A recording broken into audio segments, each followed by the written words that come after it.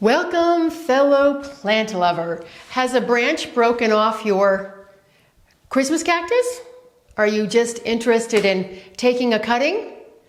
I have you covered in a video or two about propagating them. Now, this is all about planting a Christmas cactus cutting.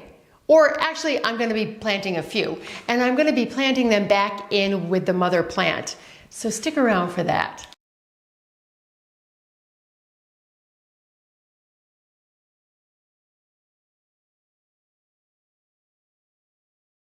First off, this is technically not a Christmas cactus, it's a Thanksgiving cactus.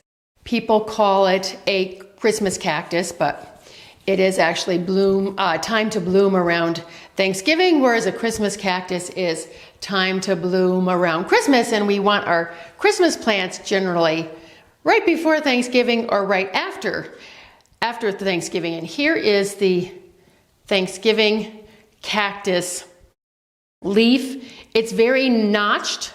It's also called a crab cactus because it has like spinies there. And this is a Easter cactus leaf segment there. It's very smooth. And then the Christmas cactus is sort of in between the two. So if you have a Christmas cactus, quote, quote, it is most likely a Thanksgiving cactus. They are also called now holiday cacti. These epiphytic cacti make fabulous houseplants. I really love the way they look. They're also easy care. So don't toss yours after the holidays because you'll be able to keep it for a very long time, and they are very long-lived also. And as they grow, they get this beautiful weeping form. I'll show you my other one right now. And here is my other Thanksgiving cactus here. It's a little bit fuller. And of course, the branch broke off of this one, and these are the cuttings that I am going to be planting. A stem or two broke off of this mother plant here. I was actually filming a video and I was moving the plant and it broke. So I thought, okay, why not propagate it? And as I said, it's been, I think I just said that, it's been 7 months it's been in here. I could have planted them earlier, but I just never got around to it. It is the end of September. I think it's September 24th. Happy fall. Yesterday, I believe, was the first day of fall. So spring and summer are the ideal times to do the propagating. I live in a very warm climate. I live in the Arizona desert. Right now it's 104. So we don't have fall our fall doesn't come until about the end of November, but you can do it into fall also. Spring and summer are just the best times. Or if you have to, you can do it in the winter. I'm just telling you what is the best and the recommended time. Now, there are two reasons why I'm planting it back in with the mother plant or the parent plant, whichever you prefer to call it. One is that I want to fill the plant out. It is a little bit bare in the back here. I have my cat Tazzy here. He's taking up half the repotting mat here. I want to plant something back in here, so that's why I want to plant it back in with there. And the other reason is that I have a lot of house plants and I have a lot of potted plants outdoors, and I don't want one more plant to take care of. So if I put it in with the mother plant, it's going to be one less pot for me to water. And the reason why I wanted to get this done now is, you know, I just don't want to wait till spring, but the plant will be setting its buds soon. They need like about 6 weeks of equal darkness and light to set the bloom. So I want to get it in to the pot, and hopefully these will flower this year. I don't know if I've ever planted cuttings close to the flowering time, so we'll see if they flower or not. In terms of the tools you'll need, I only need one. I have this mini trowel. I love this. It's just a single one. I've seen them in sets, but I love this. I use it so much for succulents and planting, that kind of thing. Or you could actually use a knife or a spoon, just something to dig in the pot if you're putting it back in with the mother plant, or even if you're transferring it from one plant, you know, say you've propagated it in a smaller pot and you want to put it into a larger pot, you would fill the mix with, the pot with mix and then plant the cuttings in there. I'm just going to wedge them in here. Actually, I'm not going to have to wedge them. There's some room. So let me zoom on in so you can see what I'm doing. Okay, so first of all, I'm going to get the cuttings out of here. I put the rock here because this branch was big and it was just flopping over in the light mix, and it definitely held it up. So I'm going to gently, or as gently as I can, dig these out of here.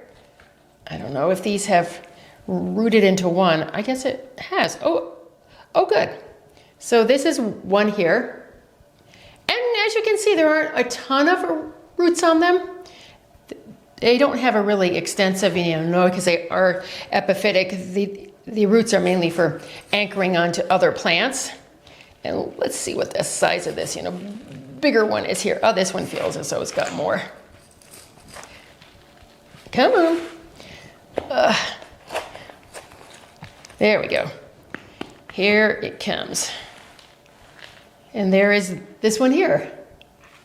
So this one is a little bit bigger. Okay, because this one has a larger root ball, I'm going to have to take some of the soil out here instead of just dig some holes in and put them in, and that is just fine. So dig however much you need, trying not to disturb the roots of the parent plant. Let's see, there we go. I just watered these probably like three or 4 days ago because I didn't want them to be dry for the repotting. Or I shouldn't say repotting, the planting. So this will be nice right here. It will fill in this beautifully. Oops, come on. It will fill this in beautifully here, and I'm gonna put a little bit of soil in just to hold it up while I get the other cutting in. And I'm gonna press it down gently into the soil. And then we're gonna put the other one right next to it here. There was one other cutting in the pot, but it didn't make it. Well, that's what happens, sometimes. You just never can tell with plants.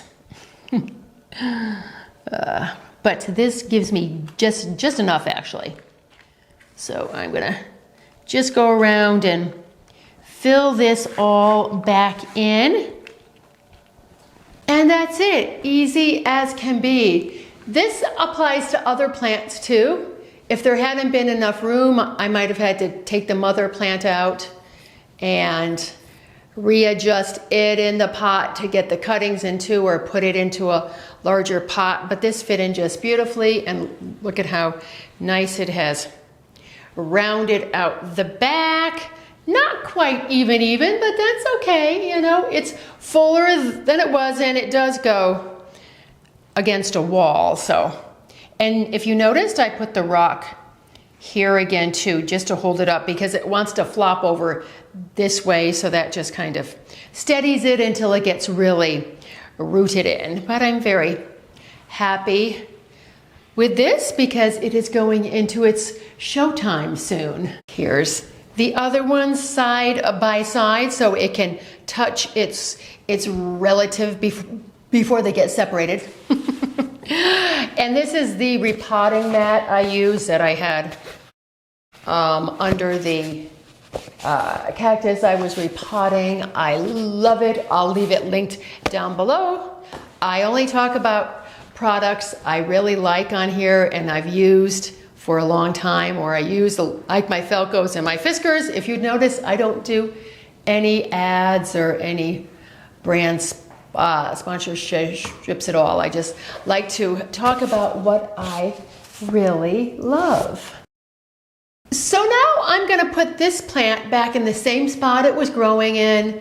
It's a bright spot, not as bright as this one is in. This one actually gives me more flowers than this one, but you know, you only have so much room with bright light. So I'll show you the spots that I have both of these in so you can see in case you were interested in growing one.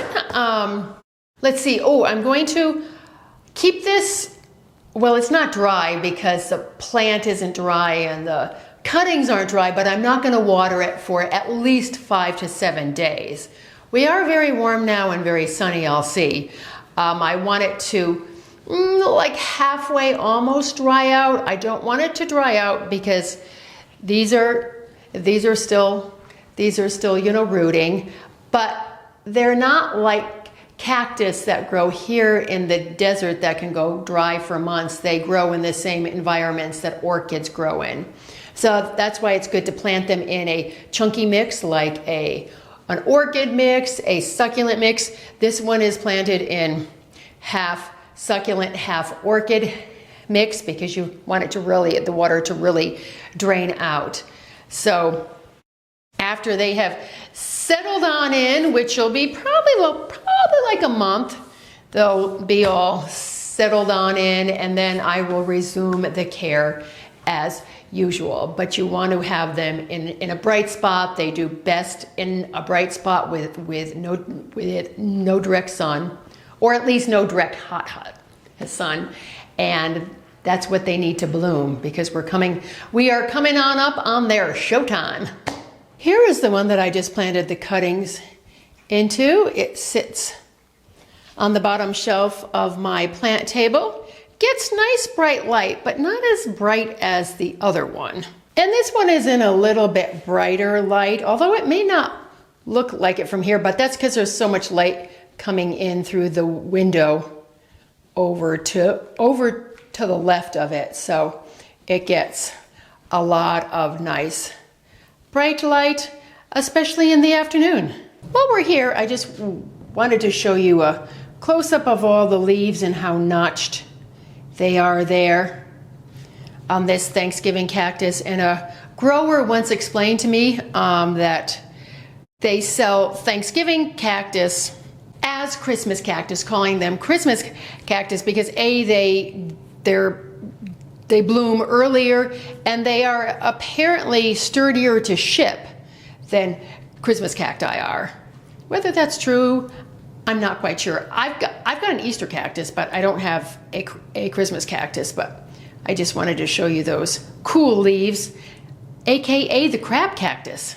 So I have done quite a few videos and blog posts on Christmas cactus. What have I done? Christmas cactus care, Christmas cactus propagation. I might have done dividing a Christmas cactus, how to get your Christmas cactus to bloom again, which would be good to look at right now because you got to spring into action on that soon. Why is my Christmas cactus turning orange? And I forget, I think there's one or two more. But as I said, they're fabulous houseplants. And actually, they made it into our houseplant care book, Keep Your Houseplants Alive. The link to that is down below. You might want to check that out if you're new to gardening or just want to freshen up on things, because as I said, they're fabulous houseplants. They're not only for 3 or 4 weeks, they just do really, really well and they look great. So you're asking, now isn't this a Christmas cactus cutting planting video?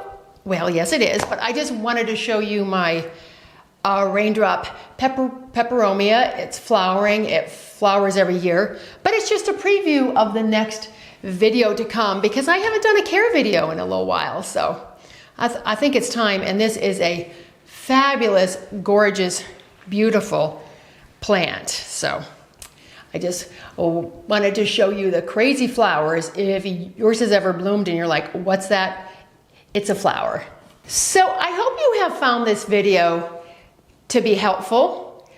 Christmas cactus are a great plant to have, as I said. They are easy to propagate. They do take a little while for the roots to form. It's not like a pothos where, shoo, you have roots forming in like a week and a half or two, but they are well worth it. So I thank you for all your likes and your subscribes. You know I appreciate them. I have more videos coming your way about gardening indoors and outdoors. Mainly indoors these days as we go into the cooler months. So be sure to come back, and I thank you so much for watching. I will catch you in the next video. Bye for now.